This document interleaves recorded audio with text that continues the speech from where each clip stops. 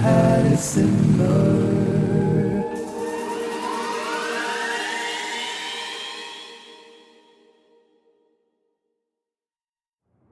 Hey everybody, welcome to this Vatsim flight/aircraft review. We are looking at the EC-130.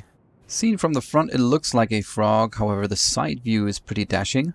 The EC-130 is actually the AS350B4, so basically a development of the famous A-Star equipped with a Fenestron tail rotor and met with a design of the EC-120 Colibri, which in my eyes is the prettiest helicopter ever built. The EC-30 was aimed at tourist and corporate transportation and therefore was built with a wide and spacious cabin that can accommodate up to 7 passengers. The EC-30, which has been rebranded as H-130, was brought to us by HSF, a team of software developers that also modeled the latest version of Rotosim's EC-135. So today I'm going to take the EC-30 for a short hop from Lima Oscar India Kilo Kufstein Langenkampfen to München International Airport Echo Delta Delta Mike. The cockpit looks just like that of an EC-120, only quite a bit more spacious. You can open doors and windows, and there are also skid wheels that you can use to move the helicopter while on the ground.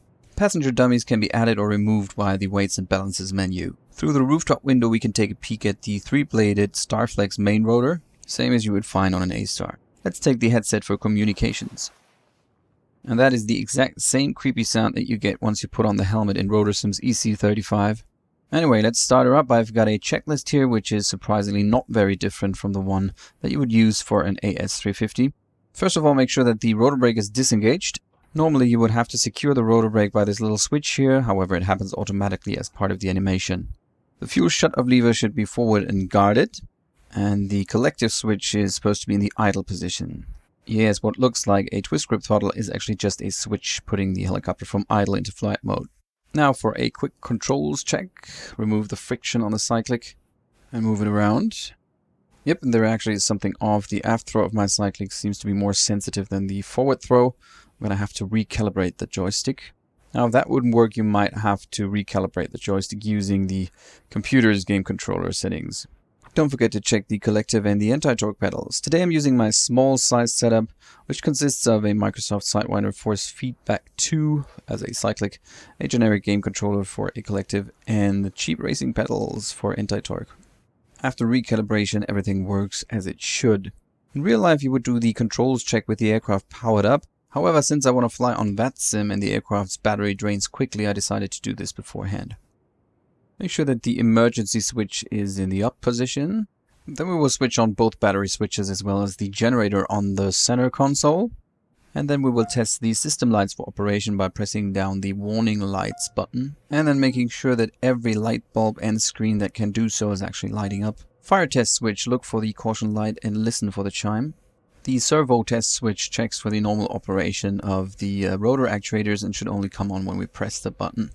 Finally enough, we'll test the EBCAU. You should hear a chime and see 2 governor lights come on. The EBCAU is an emergency backup ancillary unit that kicks in should both channels of the dual FADEX system in the helicopter fail. So if any one of the governor lights should stay lit, it's time to call for maintenance. Battery power should be above 22 volts for engine start, and we're going to look for this symbol, which means that the bleed valve is open. Alright, anti-collision light and fuel pump to on, and time for 30 seconds before engaging the engine starter. Lima Oscar India Kilo is a privately owned controlled airstrip. As far as I know, you would need special permission to take off and land there with a helicopter. I wanted to take off from the heliport northeast of the field. However, I couldn't, seeing as it is buried under a layer of autogen trees as of now. Ironically, only a few days after I recorded this video, a guy with the screen name Huey Pilot released a very promising freeware scenery for this airport. After 30 seconds, flick the starter switch, look for an increase in engine oil pressure, make sure that the T4, the turbine temperature, stays within limits, and that the rotor starts turning at approximately 25% NG. Normally, the FADEC Full Authority Digital Engine Control takes care of the engine start for you.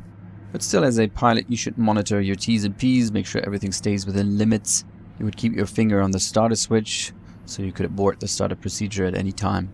On the Vehicle and Engine Multifunction Display VEMD, you can see the torque, turbine temperature, and gas producer readings that now change into the first limit indicator, which is basically a combination of these gauges showing you whatever first limitation you might encounter while pulling power from the engine. You can close the red guard securing the starter switch after a successful engine start. Switch on pitot heating, and if you haven't already done so, switch on the avionics as well. Switch off the fuel pump. The horn is an oral low RPM warning, which sounds if rotor RPM are below 360. Now I got a little confused with the radios. The stack down here is actually nav2 and com2. And you would set navigations in radio 1 via the GTN 650 on the main panel. Also notice that if you choose the GTN 750 option, implementing Reality XP's payware GPS into your helicopter's center console, the 750 itself will also be hardwired to radio and nav number 2. Now you would have to set this up on the audio panel, making sure that you transmit and receive via radio 2.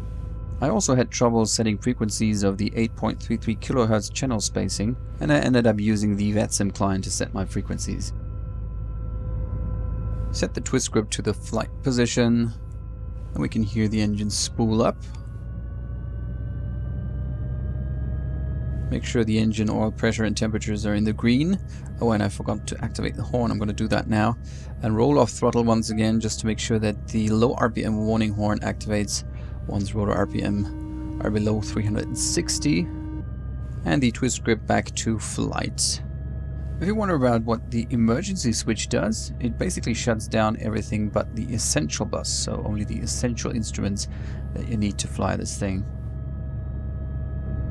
Alright, we're ready to go. Remember to unlock the collective before liftoff.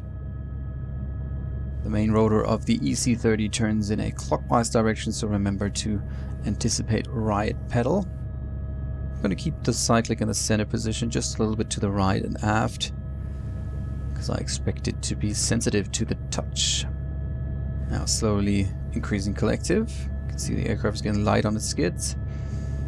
Just a tad bit of forward movement and we're up in the air with the typical right skid low attitude. Yep, no surprises here. I'm gonna do a right pedal turn. On the helicopters with fenestra tail rotors, there's the saying, to avoid a fright, always turn right. Turning to the left can result in a sudden increase in yaw rate that can only be stopped by rather aggressive pedal input. It's nice to hover a very silent aircraft. It's not difficult at all to keep it steady. Now I'm flying version 1.0 here. It's the initial release. There is an updated version out now which supposedly makes the helicopter more stable. A few of the customers complained that it was not stable enough. I don't subscribe to that. As you can see, it hovers just fine. And I'm not even using full-size controls here, so...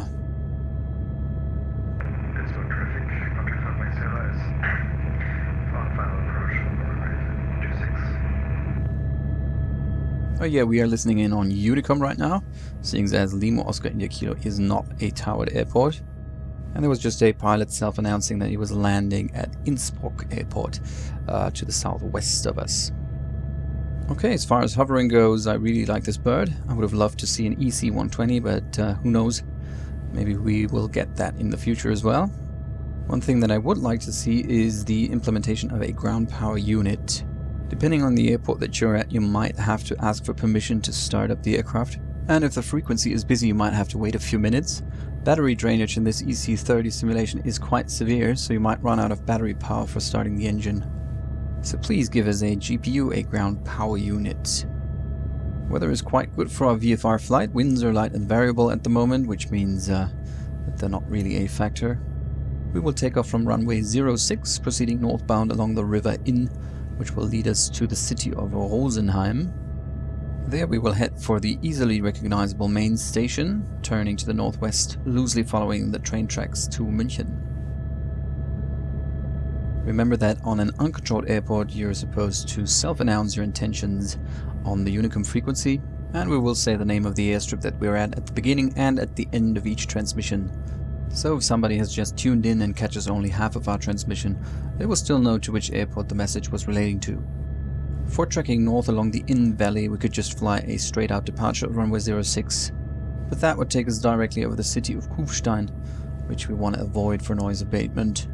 So we will fly a right crosswind departure, meaning that after takeoff we're going to turn to the right and then to the north via the visual reporting point Kufstein. Oops, that was a rather hard touchdown. Alright, make sure that you have filed a flight plan and that you have activated Mode Charlie on the transponder or within your Vatsim client. Before entering the runway, we're going to check for any traffic that might be approaching, and then we're going to advise on Unicom. Kufstein traffic, helicopter Delta Hotel Oscar Papa Echo, Blue EC30 is taking off runway 06, right crosswind departure as published, then proceeding north via Kufstein, climbing 3500 Kufstein.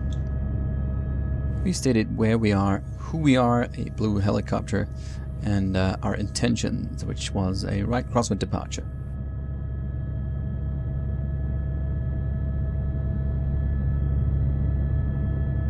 It seems I need a little more aft cyclic during liftoff, or not. If you're interested in ATC phraseology for flying helicopters on Vatsim, make sure to check out my tutorial series, link in description. With the new helicopter flight model of X-Plane 12, which has improved a lot compared to the one of X-Plane 11, you need to be very active on the pedals, you need constant control inputs to maintain directional control. During hover taxi, you might have noticed on the FLI, the first limit indicator, that we have quite a margin on engine power. Now transitioning into forward flight, push the cyclic forward, increase collective and right power pedal. I actually expected the helicopter to roll to the left a little bit, which it didn't. However, there is the distinct pitch up of ETL, effective translational lift. This little forest right in front of us does not exist in real life. We would actually see the heliport Lima Oscar India Mike to our right, which, as I said, is covered with trees. We're going to do our crosswind turn at this bridge.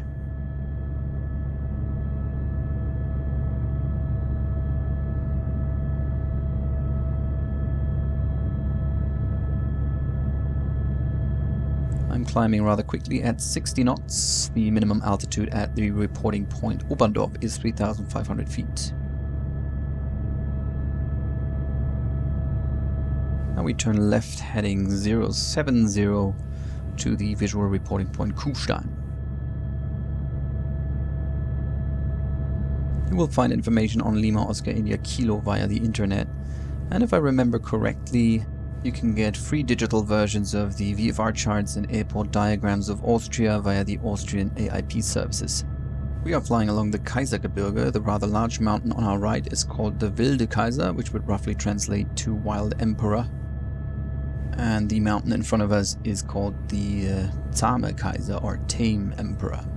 Very beautiful area, however, if the weather should turn bad, it's not the best place to be for a VFR pilot. Cruise speed with this EC30 is on average 110 to 120 knots, which seems about right. I'm reaching the top of my climb as well as the reporting point Kufstein, which I will report on Unicom stating my altitude.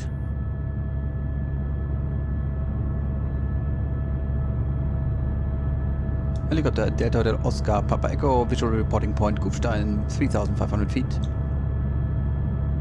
And I forgot to say Kufstein at the end. Well, there doesn't seem to be any traffic around anyway. I'm turning left, heading 015 for the last visual reporting point, Oberndorf. Now you might notice that the helicopter starts to wobble in cruise flight, which I kinda like, seeing as most helicopter flight simulations tend to fly a little too straight. If you're looking at real helicopters, they seem to get tossed around quite a bit, especially in windy conditions. But since we do not have a lot of wind and turbulence right now, I wonder if this is actually accurate, or if it might be a little bit overdone. Kufstein traffic, helicopter Delta Hotel Oscar Papa Echo, Oberndorf, 3,500 feet. Kufstein. Alright, that was our departure from the uncontrolled airfield Kufstein. I'm going to speed this up a little bit. We get a few drops of rain as we cross the border into Germany. We actually do need a fair amount of left pedal in cruise flight. On our left, the mountains Hohe Asten and Wendelstein. And we're crossing the Autobahn 93. Now passing over the huge parking lot of the trucking company Dettendorfer. Not existent in XP12's default scenery. You might find it in MSFS though. Here comes the Autobahn 8 crossing from right to left, and we're heading straight towards Rosenheim. Now the accumulation of train tracks down there, that's the main station, and we will follow the tracks that run to the northwest. If you've ever seen the River Inn, you would know that the depiction in XP12 is not accurate. The river has a rather dark brownish green color. I'm roughly flying a heading of 330 degrees. We can still see the train tracks running along on the larboard side. And the landmark that I'm looking for is the Egelburger See, a lake to the northwest of Ebersberg. Now let's listen in on the ATIS for Munich. Lincoln Information Sierra. Automatic. Met report time 1820 Zulu. Expect vectors for independent parallel ILS approach runway 08 left and 08 right runways and use 08 left and 08 right. Transition level 60. Wind 180 degrees 3 knots variable between 150 and 210 degrees. Cav OK. Temperature 23. 2.15 QNH 1015 trend temporary. Wind 200 degrees 8 knots moderate showers of rain clouds. Scattered cumulonimbus 4,500 feet Moonkin Information Sierra. Out. Alright, we have Information Sierra. Winds have picked up a little bit and the active runways are 08 left and 08 right. I'm gonna make my initial call to München Tower after I cross this forest here. Since the Class Charlie airspace of Munich starts at 3,500 feet, I've descended to 3,400. Munich Tower, Helicopter Delta Hotel Oscar Papa Echo. Delta Hotel Oscar Papa Echo, München Tower, Servus. Servus Delta Hotel Oscar Papa Echo, EC30 is 7 miles south, Hotel 1 at 3,400 with Sierra to land.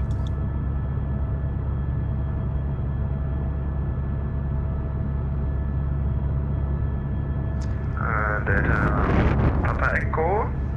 Active runway 08 left, range 1015. Sure. Enter control zone via Sierra. Correction via hotel routing. 1015 and enter control zone via hotel routing, Delta Papa Echo. Always read back altimeter readings, and once the controller shortens your call sign, you should do so yourself. We've just crossed Autobahn 94 and up ahead is the Speichersee, our next landmark. Visual reporting point Hotel 1 is a concrete plant to the north of the Speichersee. Delta Papa Echo, let's walk 7001. Delta Papa Echo 7001 and Hotel 1 at 3,400. Actually 3,300 feet. Delta Papa Echo, yeah, that's correct. That was my bad. Let's walk 7002. Ich bin angekommen ins Box. 7002, Delta Papa Echo. I'm not sure what that was about, I just went with it. The controller apparently misunderstood me as I was reporting Hotel 1. Maybe you already assigned that transponder code to another aircraft. Delta Papa Echo, join right traffic circuit on the 08 right. Join right traffic pattern, runway 08 right, Delta Papa Echo. Don't know if this was necessary, but I decided to report flying the downwind of runway 08 right. Delta Papa Echo right downwind, runway 08 right. Delta Papa Echo, commit. I descended to 1,000 feet AGL, which is traffic pattern altitude. Delta Papa Echo, wind 180 05 knots, runway 08 right, Runway 08 right, clear to land, Delta Papa Echo. There's our landing clearance, turning right base for runway 08 right. The airport wasn't too busy this evening, so I had ample time for my approach. Sometimes they will have you hold south of the field and then let you cross directly to an FATO, a final approach and takeoff area. Deceleration with the EC30 is very easy and uneventful, but sometimes the aircraft can drop quite suddenly when entering a hover. Delta Papa Echo cleared the runway at B7, Bravo 7. Delta Papa Echo. Any preferred, you want to taxi to the GAT or where you want to taxi? Affirm to the GAT, please, Delta Papa Echo. Delta Papa Echo, taxi to Sierra 8 Tango Bravo 12. If you didn't understand something, simply say this. Say again for Delta Papa Echo. Delta Papa Echo, taxi to entry Sierra 8 Tango Bravo 12. Taxi to entry Sierra 8 via Tango Bravo 12, Delta Papa Echo. Now I ask for parking at the GAT, which stands short for General Aviation Terminal. There are some helipads on the southwestern part of the apron, however they are reserved for police helicopters.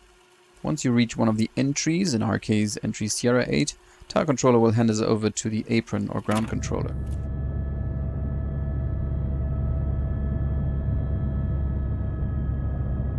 Entry Sierra 8 Delta Papa Echo. Whatever Echo contact apron 121, that's my 705, schönen Abend noch. Contact apron on ground 705. Schönen Abend, danke, Delta Papa Echo. Engine ground helicopter Delta Hotel Oscar Papa Echo holding short Sierra 8 for the GAT. Delta Hotel Oscar Papa Echo, München apron, Servus, stand by short, I call it back. The controller told us to wait. There is actually nothing to read back, so I just double-clicked the push to talk button to show that I understood. Thank you, bye-bye. Delta Papa Echo Air taxi to stand of your choice via Echo 2, Delta 3, Echo 3 and Kilo 1. Keep pen and paper ready to write things down. Air taxi to the GAT via Echo 2, Delta 3, Echo 3, Kilo 1, Delta Papa Echo. On the apron things get rather complicated. There is a blue line, a yellow line and an orange line. We will follow the yellow line. Again, keep the latest airport diagram ready. So let's wrap this up. This concludes our flight with the EC130 by HSF. I think it's a very good product. I really enjoy this helicopter. It looks amazing, flight modeling is good. There are a lot of customization options and you get tons of liveries. The only thing that I would wish for is the option of using a ground power unit. The aircraft is very well controllable with small size controls. However, if you need stability augmentation, there is an SAS that you can check on in the options. I think that the oscillations in yaw in cruise flight are a little excessive, but the new update that is now available for download might have already fixed that. So bravo HSF, and please do bring us an EC120 as well. If you like this video, share, like and subscribe. If you want to learn more about helicopter flight simulation, feel free to check out my tutorial series on how to fly a helicopter and how to fly on Vatsim. Coming up is a video on my first flight in the AH-64 Apache for DCS. For shutting down the aircraft, set the engine into idle mode and wait for at least 30 seconds. Switch off horn and pitot heat. You can also switch off the transponder and avionics.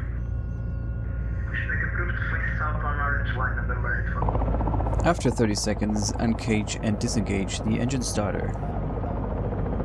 You'll find a flight report on the lower screen of the VEMD. It would also show any exceedances if you push the helicopter too hard. On the AS50 you would not engage the rotor brake if the NR, so the rotor RPM, are over 130 to 120. I'm guessing it's the same with the EC30. Nice rocking animation as the main rotor shakes the airframe on the ground. When NR is below 120, engage the rotor brake and try to stop the rotors with one blade pointing straight ahead. This will avoid any one rotor blade coming to a stop right above the hot engine exhaust. Not too easy a task. In Dreamforce B407 you can actually move the rotors with your mouse. That was a nice feature. So switch off anti-collision lights, generators and batteries, and that's it. Feel free to let me know in the comments what you think of the EC130 by HSF, and I'll be seeing you around next time.